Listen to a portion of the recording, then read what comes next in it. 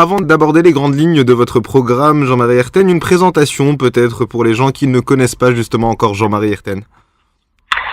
Alors, je suis conseiller CPS depuis 2001 pour Anderlecht, pour le PS. Je suis affilié au PS d'Anderlecht depuis 1979. J'ai choisi ce parti à l'époque parce que je m'étais intéressé à ce qu'on appelait à l'époque donc la protection de la jeunesse, l'aide à la jeunesse on dit aujourd'hui. Et c'était le seul parti qui avait un programme ambitieux et réaliste. Et depuis lors, je suis resté dans ce parti. Et j'ai travaillé, j'ai directement été intégré à la commission protection de la jeunesse à la Fédération bruxelloise du PS. C'était un travail intéressant pour un jeune militant de 21 ans. Et j'ai aussi fait à l'époque de la radio libre, à Radio Plus, Radio Arrêt Libre. J'étais aussi au mensuel Oxygène. Comme journaliste bénévole, je faisais tout ce qui était chansons françaises. Et donc, pour me résumer, politiquement, je suis très attaché à tout ce qui est social et à tout ce qui est culture. Avant encore une fois de parler du programme, un avis peut-être sur le mandat en cours et la gestion actuelle de la commune d'Anderlecht. Oui. Alors, moi, comme conseiller CPS, je suis assez fier du travail que nous avons fait. Le CPS d'Anderlecht, il y a 20 ans, était un CPS qui n'avait pas une vocation terriblement sociale. Je constate maintenant, au travers des décisions du tribunal du travail, que nous gagnons de plus en plus de décisions. Et quand nous les perdons, c'est pour des raisons tout à fait objectives. Quand il y a un appel qui est fait en cours du travail, nous les gagnons très largement aussi. Ça veut dire que le travail des assistants sociaux et du comité spécial de service social est mieux fait. Sur la commune elle-même, il y a un travail qui a été fait par Fabrice Cubes en tête, c'est-à-dire la remise en place de bonnes finances. La commune, quand on en a hérité après 6 ans de majorat libéral, du temps de Jacques Simonet avec les écologistes et avec le CDNV, l'état financier de la commune était déplorable. Fabrice Cubes a tout remis en place, ce qui nous a permis de sortir des écoles et des crèches de terre assez rapidement. Donc voilà, ça c'est une des grandes priorités qui était la nôtre. Et dans une commune comme Anderlecht qui est atteinte de pauvreté, les principaux moyens vont dans la rénovation de rues, vont dans tout ce qui est à vocation sociale et éducation. Et alors Isabelle Emery a réussi à remettre aussi de l'argent pour tout ce qui est culturel, pour qu'on ait un déploiement culturel et attirer les gens vers la culture. Parlons à présent du programme, si vous le voulez bien. Quelles sont les grandes lignes du programme et surtout les axes sur lesquels vous comptez vous focaliser? Alors moi, je suis, je l'ai déjà dit, donc je pense énormément à tout ce qui est sécurité. Mais sécurité, pour moi, la sécurité, ce n'est pas que la sécurité dite policière, c'est aussi la sécurité des trottoirs. Un trottoir déchaussé est un agenda sécurité, c'est-à-dire qu'il promet des chutes aux gens. C'est la sécurité sociale, la sécurité d'existence que la commune peut mettre en plus de ceux qui font défaut au niveau de l'État fédéral. C'est donc aussi le social. Je suis aussi pour l'éco-socialisme, c'est-à-dire une écologie intelligente qui va vers les plus démunis, pas vers les plus riches comme souvent. Donc, par exemple, c'est dans les bâtiments publics, essayer de récupérer l'eau de pluie afin de les envoyer dans les sanitaires plutôt que de purifier de l'eau pour les mettre dans les toilettes. C'est un enseignement. Alors, Fabrice Cubes a déjà entamé dans l'enseignement un travail énorme en donnant à chaque enfant une trousse en début d'année scolaire avec matériel. C'est de poursuivre cela, de poursuivre aussi, il a organisé des semaines vacances, une semaine, 5 jours à Beaumont, si je me souviens bien, pour tous les enfants, ce qui est un vecteur de cohésion sociale parce que tous les enfants y vont. C'est un voyage scolaire de 5 jours en primaire et c'est important parce que ceux qui n'ont pas accès à cela y vont quand même et le manque de moyens des parents ne peut pas être un frein.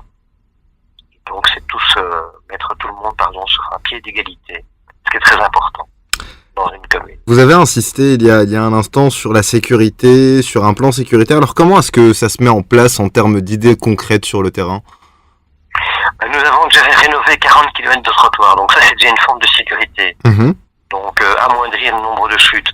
Ce matin j'ai croisé des gens dans une rue pas loin de chez moi où les trottoirs n'ont pas encore été faits et ils sont baignés. Une personne âgée, une personne vulnérable avec un quadripode ou avec un déambulateur a très difficile pour aller de chez son coiffeur à sa maison.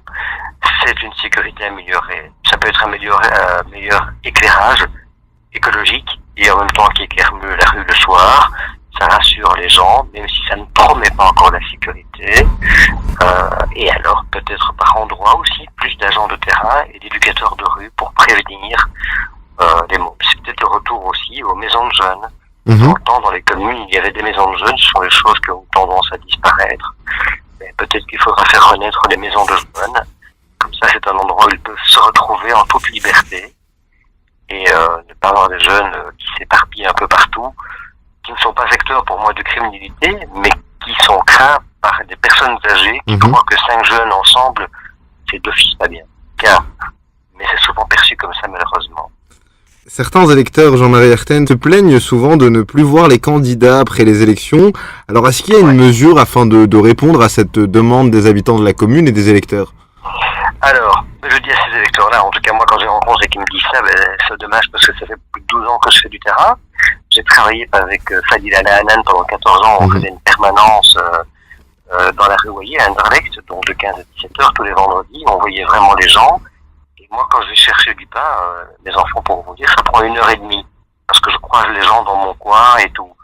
Donc je fais partie de ceux qui sont présents sur le terrain.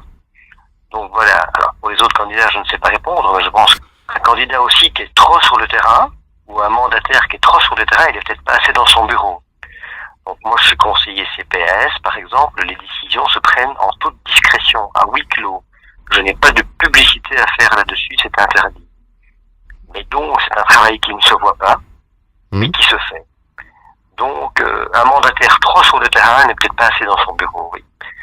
Et un mandataire trop dans son bureau, il ne sait plus sonder le terrain, il ne sait plus sentir le terrain. Jean-Marie Herten, est-ce que vous avez un message, vous avez insisté en début d'interview sur la jeunesse, est-ce que vous avez un message à faire passer aux jeunes de votre commune qui en auraient marre de la politique, dû notamment aux récents scandales ou encore aux promesses de campagne non tenues? Alors sur les problèmes de promesses non tenues, c'est plutôt le candidat. Ne promettez pas tout, moi je ne le fais pas. Quand des gens viennent me demander des services ou quoi, j'essaie de répondre en disant la vérité, qu'elle soit plaisante ou déplaisante, parce que promettre et mentir c'est très facile, après ça crée de la déception. Donc je m'oppose à ce genre de façon d'être.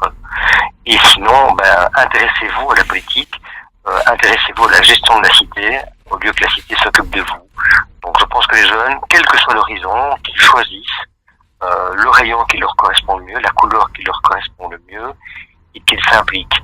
Donc ça peut être via des radios libres, ça peut être via de l'associatif, ça peut être via le scoutisme, des écoles d'aide-devoirs.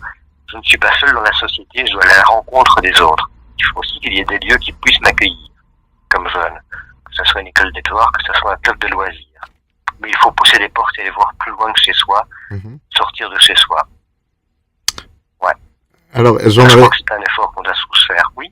Jean-Marie Herten, il nous reste environ 1 minute. Est-ce que vous avez une conclusion rapide, un mot de la fin? Alors, une conclusion rapide, moi je suis candidat socialiste, donc je suis fermement socialiste. Je suis un faux partisan de la vie associative quand elle mêle tout le monde. Nous sommes universels, nous sommes tous pareils, quelles que soient nos options personnelles de vie. Nous avons un intérêt à une coexistence pacifiée et vivre ensemble. Moi, j'habite dans un